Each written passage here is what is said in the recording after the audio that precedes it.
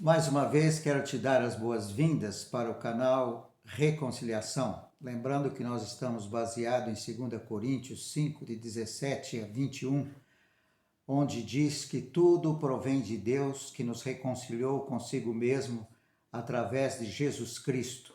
Ali na cruz, Deus estava reconciliando consigo o mundo, não lhes imputando os pecados. E Ele nos confiou a mensagem da reconciliação, e é isso que nós queremos compartilhar com todos vocês. O comparativo da lei e da graça, ele é longo. Nós vamos gastar a nossa vida e não vamos esgotar esse assunto. Mas eu estou me prendendo a alguns pontos importantes para vermos a diferença e para apreciarmos a graça de Deus e de uma maneira responsável, realmente não anular a graça de Deus, como Paulo fala. Eu não anulo a graça de Deus, porque se nós somos justificados segundo as obras da lei, Cristo morreu em vão. Paulo é muito claro em dizer em que consiste o evangelho da graça de Deus. O evangelho para Paulo devia estar incluso a morte, o sepultamento e a ressurreição de Jesus. Ele disse: eu recebi isso do Senhor, que segundo a Escritura ele foi crucificado, ele morreu pelos nossos pecados e foi sepultado e ressuscitou ao terceiro dia segundo as Escrituras. Este é o Evangelho.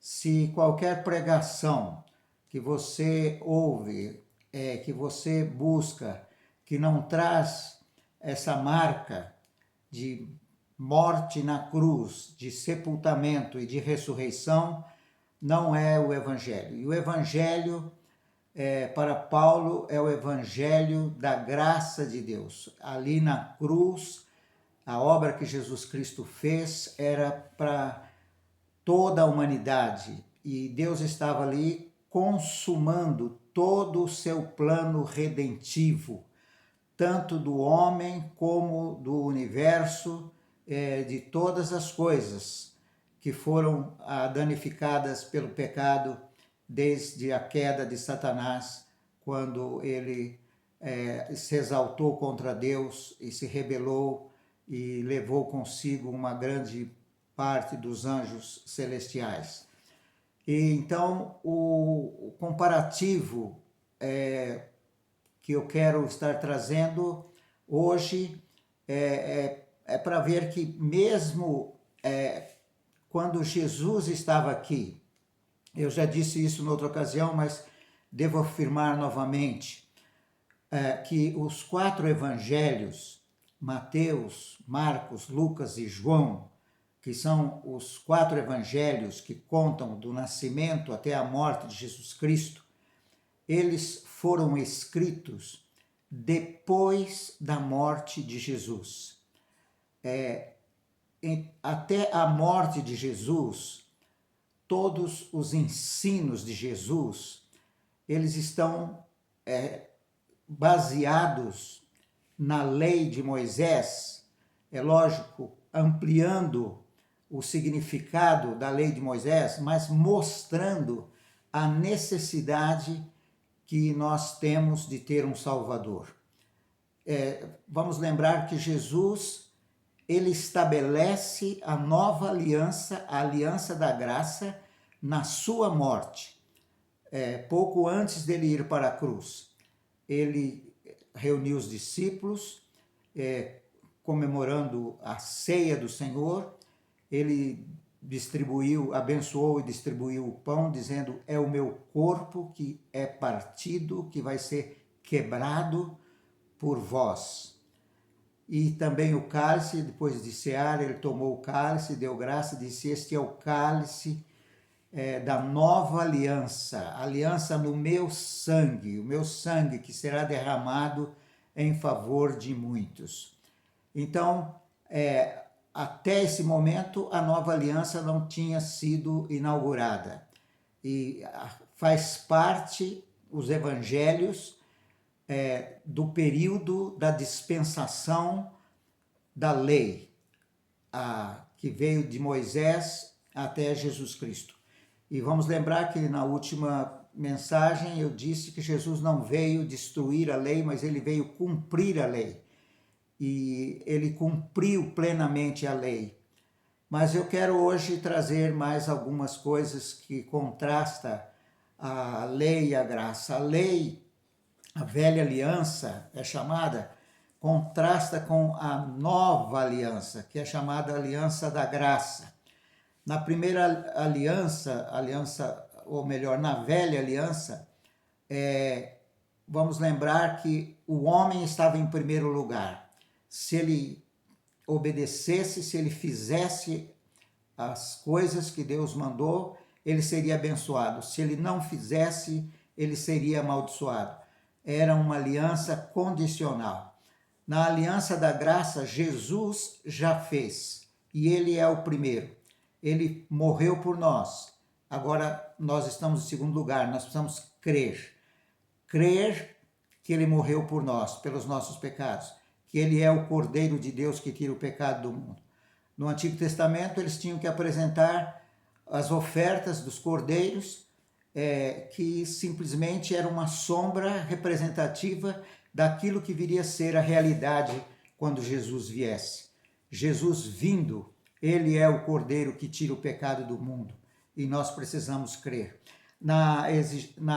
Os requerimentos da velha aliança são diferentes dos requerimentos da nova aliança.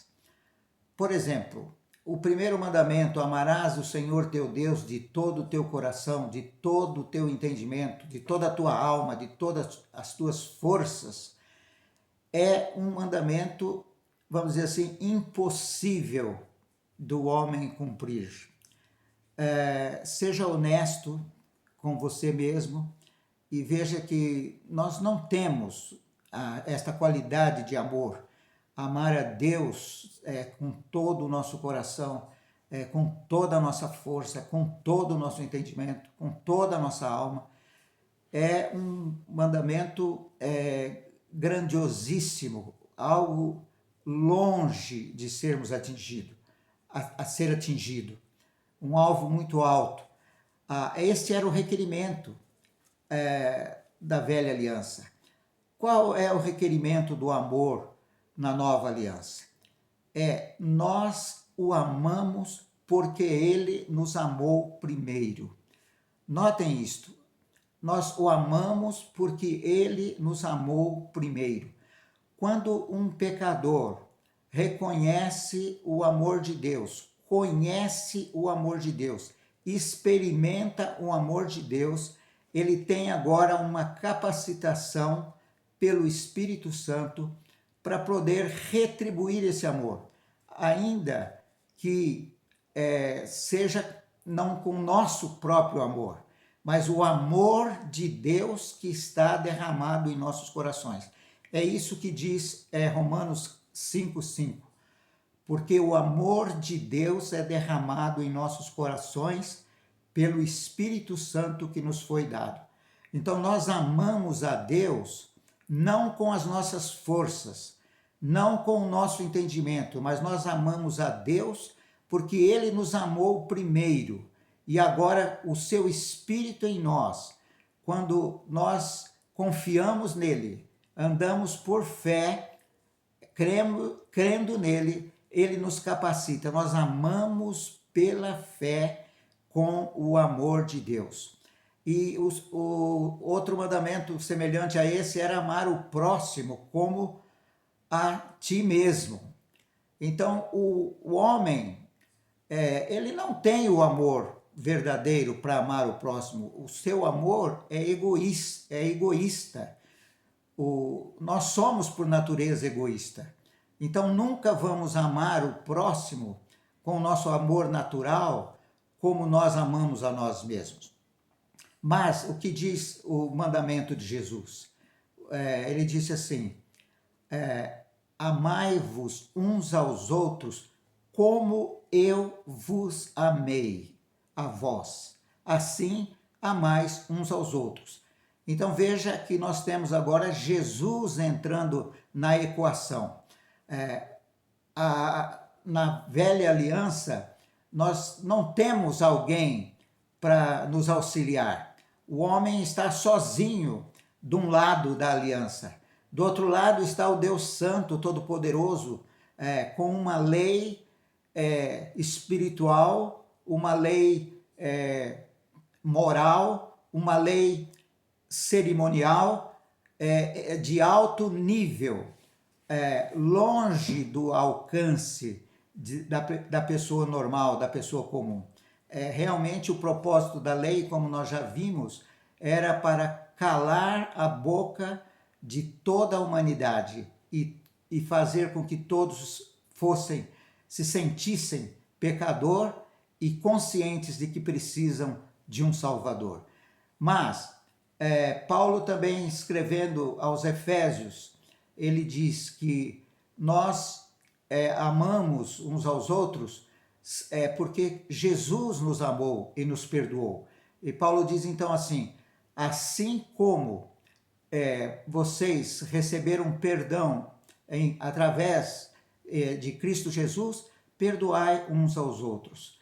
Então é baseado naquilo que Jesus fez e que o Espírito Santo nos capacita, é que nós podemos agora ter na nossa vida a experiência dessas exigências da nova aliança, andando no amor de Deus e no amor de uns para com os outros.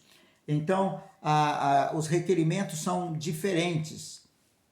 Deus nos amou primeiro e nós podemos amá-lo.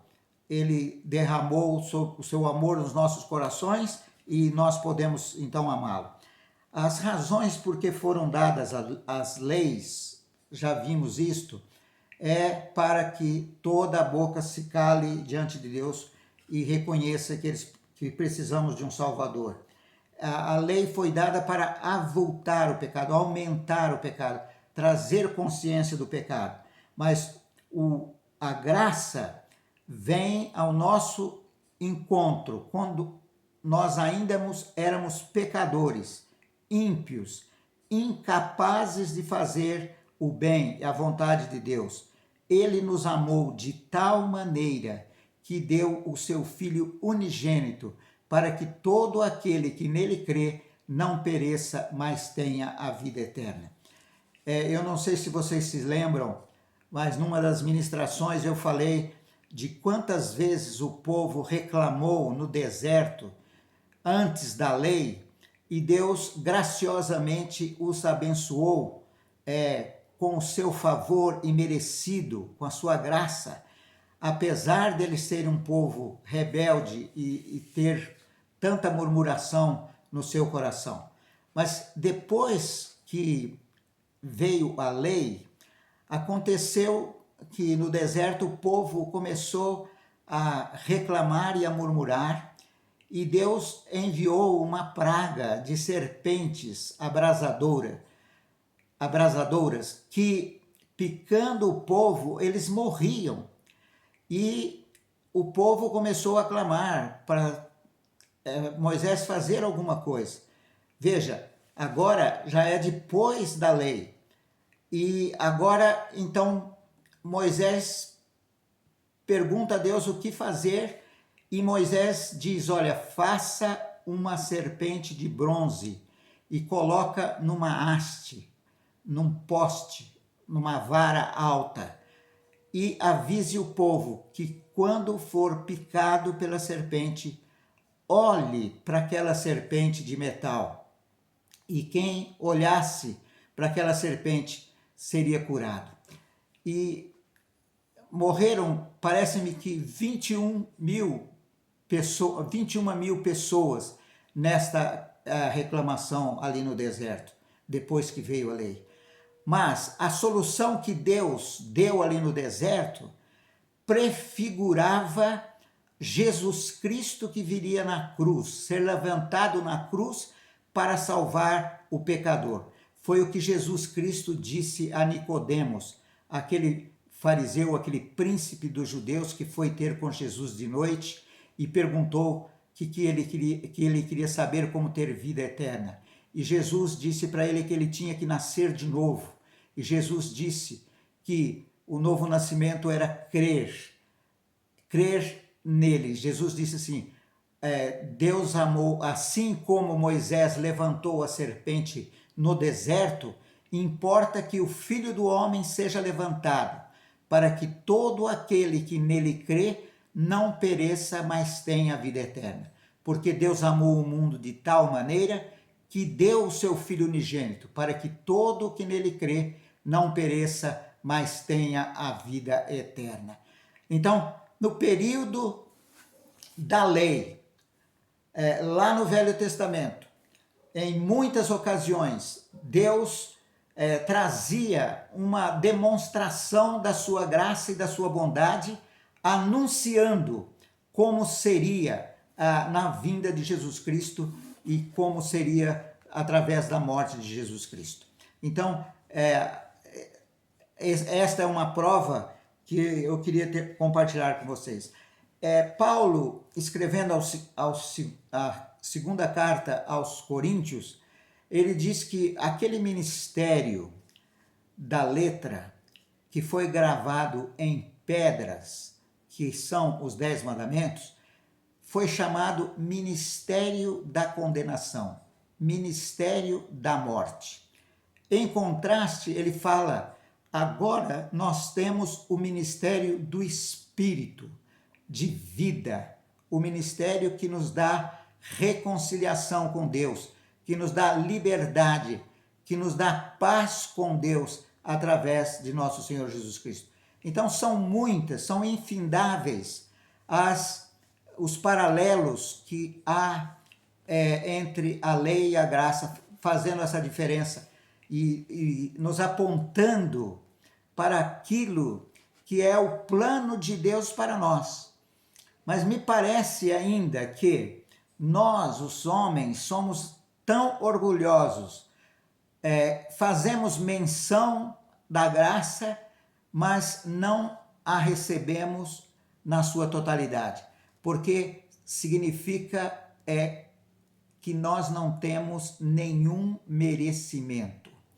Graça significa isso, favor imerecido.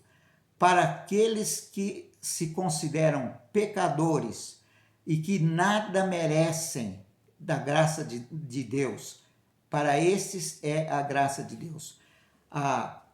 Jesus contou vários casos de pessoas que confiavam em si mesmo, e um dos casos mais evidentes disso é o do apóstolo Paulo, que diz que ele se considerava um homem irrepreensível, segundo a lei. Mas era uma formalidade na sua vida, era uma religiosidade na sua vida, não era a verdade no íntimo. Deus ama a verdade no íntimo. Quando alguém diz, eu não mereço, eu recebo a graça de Deus. Então, em Hebreus, no capítulo 7, depois vocês podem dar uma olhada, a lei diz, os regulamentos que foram dados na velha aliança, eles foram abrogados por causa da sua fraqueza, ineficácia e inutilidade, porque a lei nunca aperfeiçoou coisa alguma. Ao contrário disso, diz a respeito de Jesus Cristo. Portanto, ele também, Jesus, é capaz de salvar totalmente, completamente, perfeitamente, finalmente e para todo sempre e eternamente. O que Jesus veio estabelecer na nova aliança é assim incomparável com aquilo que era a velha aliança. Na comparação que Paulo faz em 2 Coríntios capítulo 3, diz que aquele ministério de morte da letra gravado em pedras, que era para a maldição, para a condenação, veio em glória, de tal maneira que os filhos de Israel não podiam olhar para o rosto de Moisés, porque o seu rosto brilhava. Não sei quantos já sabem dessa história e observaram este fato. Era uma realidade. Quando Moisés desceu do monte, por estar lá 40 dias com Deus, o seu rosto brilhava. Então, aquele ministério de condenação da lei, ele veio com uma glória, porque saiu da presença de Deus.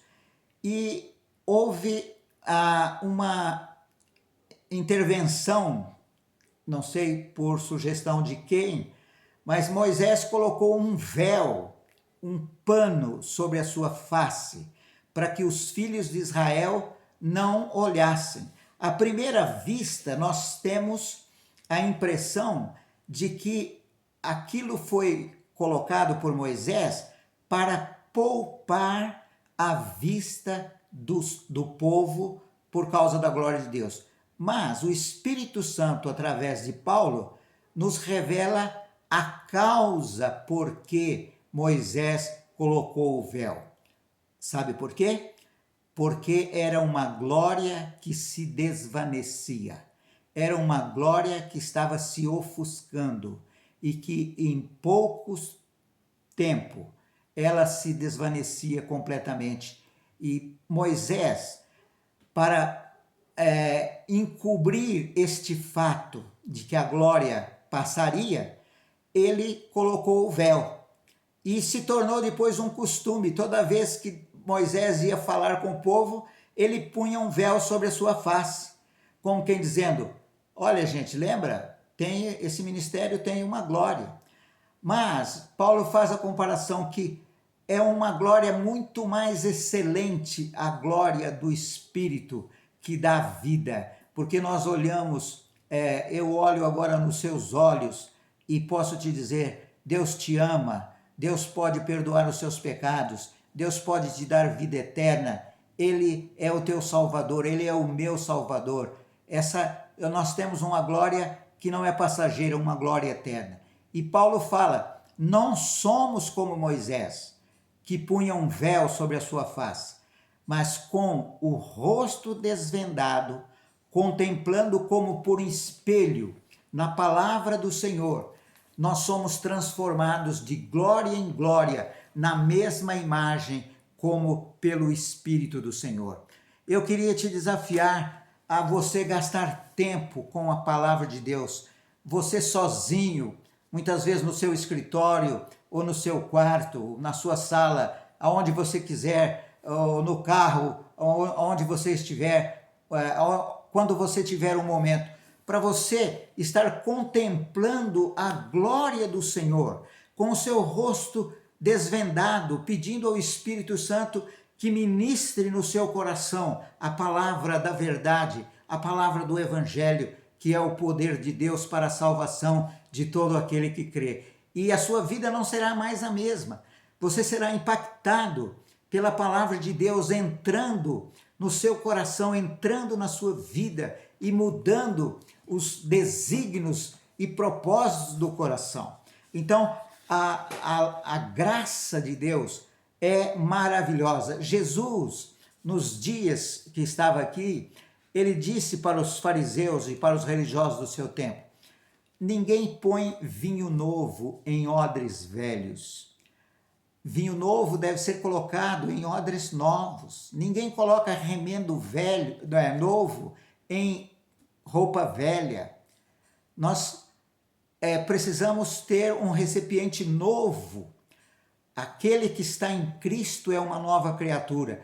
E nós recebemos da sua graça, nós recebemos do seu favor imerecido. Nós estamos no pacto do favor de Deus. Ele fazendo tudo e dando tudo a quem nada merece.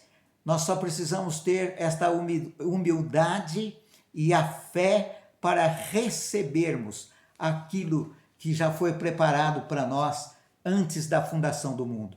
É assim que a palavra estava prometida.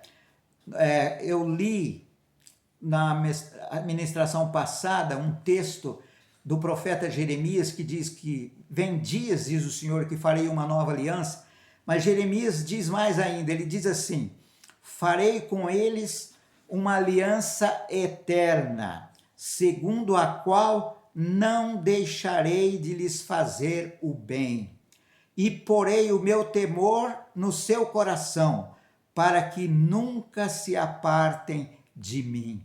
Olha que promessa gloriosa da palavra de Deus para nós. Deus fazendo conosco uma aliança eterna. É Ele quem faz a aliança. Não depende de nós. Em nada depende de nós, a não ser a nossa resposta de fé, de aceitação daquilo que é a sua vontade.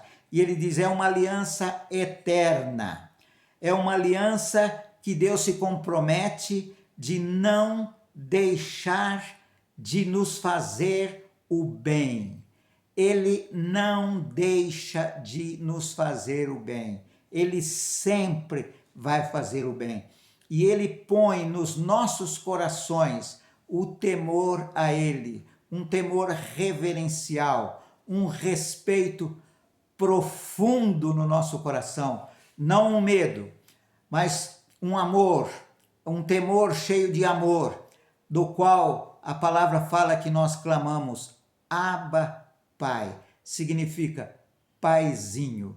O que Jesus dizia para o Pai, quando ele estava aqui e ele orava, Pai, graças te dou, e assim por diante, em cada situação, ele orou de uma maneira, mas ele tinha um relacionamento que dizia, Abba, Pai, eu e o Pai somos um.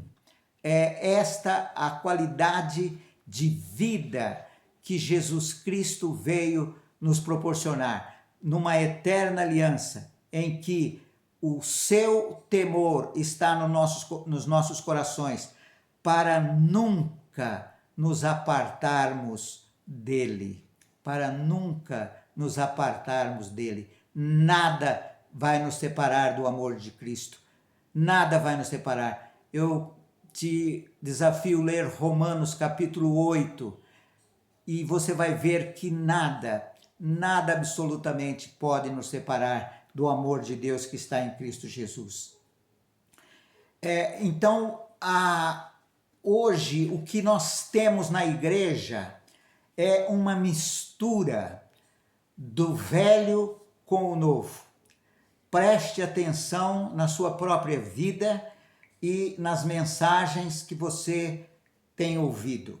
Há uma mistura do velho com o novo.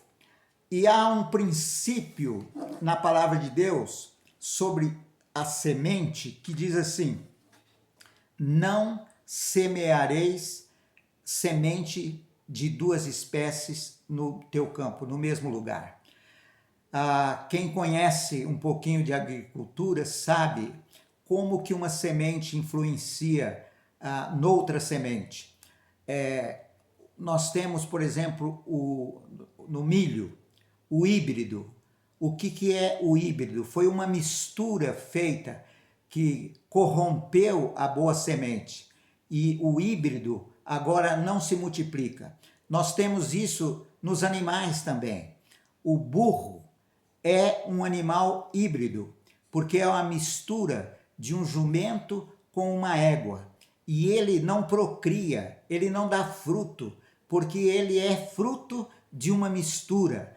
E assim é na vida espiritual. A igreja de Jesus Cristo hoje, os cristãos espalhados pelo mundo hoje, ele tem um mix, uma mistura de confusão daquilo que é legalismo, daquilo que é religiosidade e daquilo que é espiritualidade, aquilo que é o evangelho da graça. E nós precisamos pedir o discernimento para o Espírito de Deus e irmos para a palavra de Deus, confiantes que Ele vai nos dirigir por um caminho perfeito. A palavra de Deus diz que a entrada da tua palavra nos dá luz. E o que nós precisamos para os nossos caminhos é exatamente a luz. Provérbios 4,18 diz que a vereda do justo é como a luz da aurora, que vai brilhando mais e mais até ser dia perfeito. A finalidade da vida cristã não é você ser salvo e ir para o céu. Isto é ponto passivo. Quem crê em Jesus Cristo está salvo e vai para o céu. Mas o motivo da vida cristã, o grande objetivo de Deus, a vontade de Deus para a minha vida e para a sua vida é operar em nossos corações uma transformação tal que nós sejamos parecidos com o seu Filho Jesus. Este foi sempre o desejo de Deus, de ter uma família de filhos parecidos com o seu Filho Jesus Cristo. E para isso, todos os recursos já foram colocados à nossa disposição. A aliança que ele fez conosco é uma aliança de graça, é uma aliança de favor. Nós vamos aprender a andar neste favor para desfrutarmos nesta vida a comunhão e a presença e a maturidade de Jesus Cristo em nós. Não vamos ser mais como meninos, levados de um lado para outro por ventos de doutrinas, mas numa experiência do grande amor de Deus em nossos corações, de uma grande obra do Espírito Santo em nós, nós vamos ser pessoas maduras, parecidas com Jesus Cristo. Que Deus nos abençoe.